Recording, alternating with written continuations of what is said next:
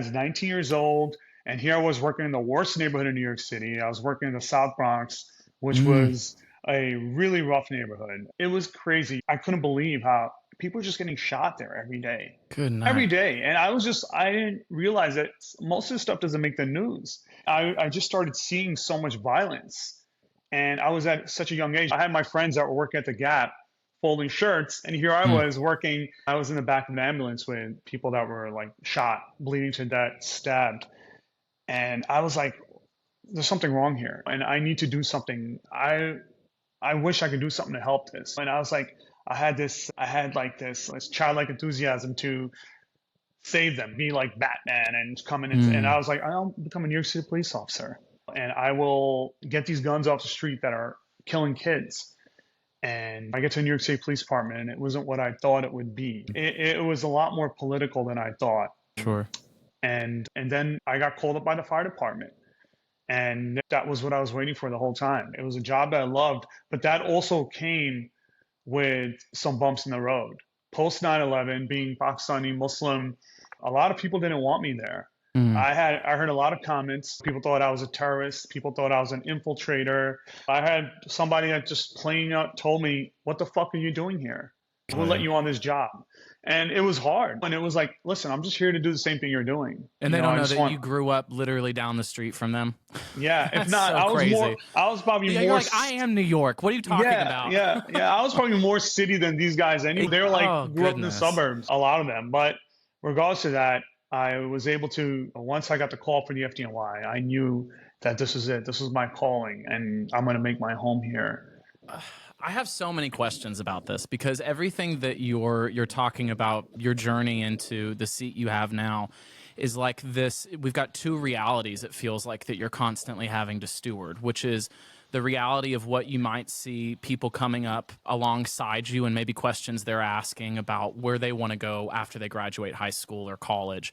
And it feels like from an early age, you felt as if there were almost different choices that you were having to make. And I think that it's positioned from such a cool place because even talking about that split from going, okay, I could be an artist, but now I want to serve. I mean, that is a different question than most 18, 19-year-olds are asking, are even kind of mulling over. But I would think that it comes from a real place, being from an immigrant family and having to ask different questions, but also being a part of the fabric of the city. How did you navigate that? Because you sound so level and at peace and like you're exactly where you're supposed to be. But I would imagine that is an awful lot to contend with as you're figuring. Yeah, the decision making was made easy because I'd have to thank my upbringing, my family. We had a very tight-knit family circle. Service was a big part of our family. I was raised in a pretty strict Muslim household, Mm-hmm. and service was always at the top. Whether it was service for your elders, respect for your elders, doing things for those that are less fortunate than you. And that kind of work ethic was instilled in us. My father, he came from a very simple setting. He always told us a story that like he never thought that he would be here in the United States of America is almost like I'm dreaming because where I come from, I would have never thought that I would be here at one point in my life. He just came from a very Wow. simple setting and they instilled a lot of hard work ethic in us and this desire to serve, to give community to people. And I think I have a lot to thank them for instilling that in us. Yeah, I would Um, say you definitely do. Your parents sound incredible. I wonder if you could take me back to you're now an EMT, and then you go the police route for a second, and then now you're called on into the fire department. And again, I keep saying this thing of like there's two realities: the reality that you're living in when you're like my friends are folding clothes at the Gap, and I'm in the back of an ambulance with someone. These are two very different realities that are coexisting at the same time. And I wonder how you navigate that at a relational level. Do you feel because you have seen the amount you've seen and experienced what you have that sometimes that a civilian can't relate or that there is a big gap of understanding there? I definitely do. You know what I like to say is New York City is the tale of two cities. You have those that have everything, and then you have those that have nothing. We are in this expensive city that's hard to live in. You lived in Hell's Kitchen. it's not easy to live here. It's a It hustle. It's is. a It grind. is. Yeah. Whether it's trying to make rent or you're trying to get work, whatever it is, it's a hustle and grind. So there is a tale of two cities. And a lot of people don't realize that even though this is such an expensive, grand city, there are a lot of people that suffer here. There's still a lot of poverty. There's a lot of mental illness. There's a lot of crime. Education also, the graduation levels aren't as high as you'd want. And these are major concerns. I mean, this is New York City. We're supposed to be producing the brightest, the best. We're supposed to be at the top of innovation, and we're supposed to be the best at everything, but that's not the truth, and it's not the reality, and we do have a lot of issues. And yeah, a lot of people didn't know that. I would come back and tell them stories of things that I saw, the disconnect between people that are living in public housing and people that are not living in public housing. Like, the conditions of these public housing buildings are, it's almost like you're in a third world country. Like, it's like, how is this possible? We're in the United States of America, greatest country in the world. We're in the biggest city in the world, New York City, Mm. but these people are living in conditions that are just unacceptable. There's human waste everywhere.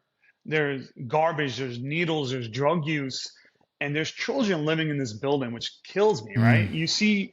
You see kids playing in the hallway of their buildings when we go on calls, all throughout when I was an EMT, a police officer, and you're just like, wow, there's kids playing, but there's someone passed out in the stairwell, Mm. high on drugs, and there's human fecal matter all over the Yeah. stairwells. And people don't know that. They think they have this dream vision in New York City But and it's the all US Fifth Avenue.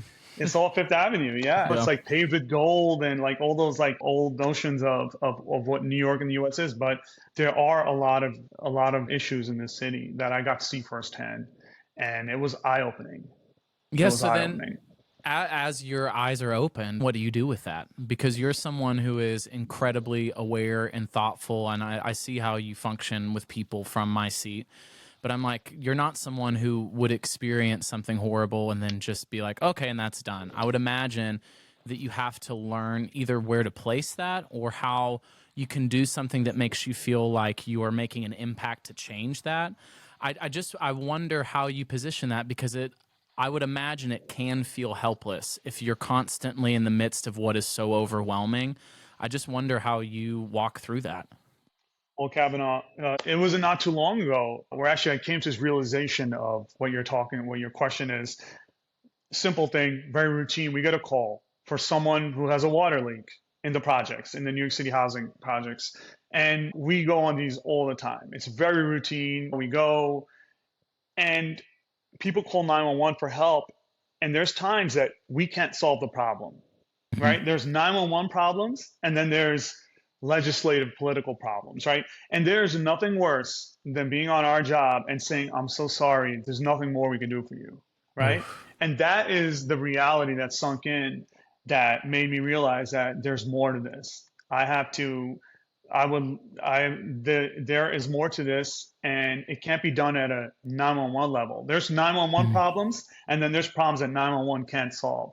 And True. that's where local government steps in, our local legislators, our city councilman, our mayor. These are their issues that they need to fix because we can't fix them.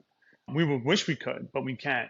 And so we had a call where there was a woman who was she wasn't in the best mental condition to be living on her own. Her apartment was full of dog waste. Mm. There was water, there was urine, it was a terrible environment. And it was not the most pleasant place to be. And we saw that and we left. We came downstairs. We couldn't do anything about it. And there was this woman outside by her truck. And she was like wrapped up in a shawl, wearing her flip flops, like she had just ran out of the apartment. And she was an older woman. And she sees us walking out and she comes running over to us, tears in her eyes.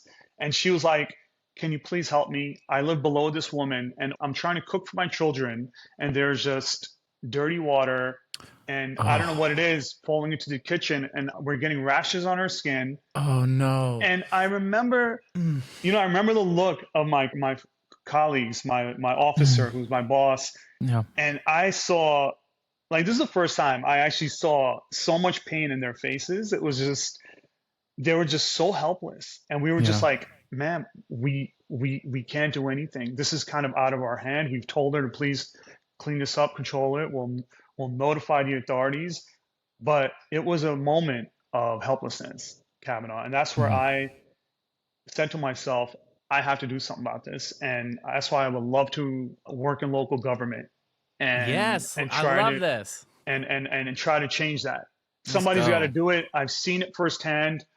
It's broken, it's heartbreaking, and it's unacceptable. I look back at my career, I'm like, wow, what did I do? And I did, what my job, but there's still so much to be done. And now it's Mhm. time to move forward and do it in a different capacity.